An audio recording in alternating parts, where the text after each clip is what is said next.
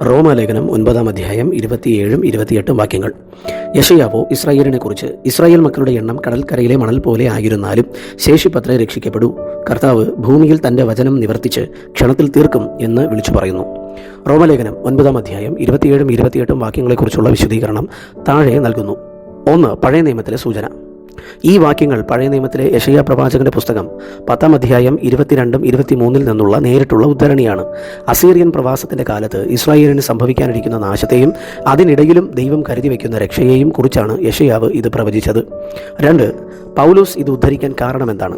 അബ്രഹാമിന്റെ സന്തതികളായി ജനിച്ചു എന്നതുകൊണ്ട് മാത്രം എല്ലാവരും രക്ഷിക്കപ്പെടില്ല എന്ന് സ്ഥാപിക്കാനാണ് പൗലോസ് ഈ ഭാഗം ഉപയോഗിക്കുന്നത്. ഇസ്രായേൽ ജനം ഭൂരിഭാഗവും ക്രിസ്തുവിനെ തള്ളിക്കളഞ്ഞ സാഹചര്യത്തിൽ ദൈവത്തിന്റെ വാഗ്ദത്തം പരാജയപ്പെട്ടോ എന്ന ചോദ്യത്തിന് മറുപടിയായി എണ്ണത്തിലല്ല, മറിച്ച് ദൈവത്തിന്റെ തിരഞ്ഞെടുപ്പിലും വിശ്വാസത്തിലും അധിഷ്ഠിതമായ ഒരു ശേഷിപ്പ് മാത്രമേ രക്ഷപ്പെടുകയുള്ളൂ എന്ന് പൗലോസ് വ്യക്തമാക്കുന്നു. ഇതിൽ നിന്നും നാം മനസ്സിലാക്കേണ്ട സത്യങ്ങൾ എന്തൊക്കെയാണ്? 1. വിശ്വാസമാണ് രക്ഷയ്ക്ക് പ്രധാനം. കേവലം മതപരമായ പാരമ്പര്യമോ വംശീയമായ അവകാശവാദങ്ങളോ ഒരാളെ രക്ഷിക്കില്ല. ദൈവത്തോടുള്ള വ്യക്തിപരമായ വിശ്വാസമാണ് പ്രധാനം. 2. ദൈവത്തിൻ്റെ വിശ്വസ്തത.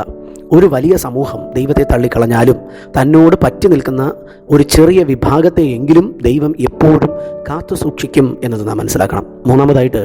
ന്യായവിധി നിശ്ചയമാണ് എന്ന് നാം മനസ്സിലാക്കണം. ദൈവം തൻ്റെ നീതിയും ന്യായവിധിയും ഭൂമിയിൽ വേഗത്തിലും കൃത്യമായും നടപ്പിലാക്കും.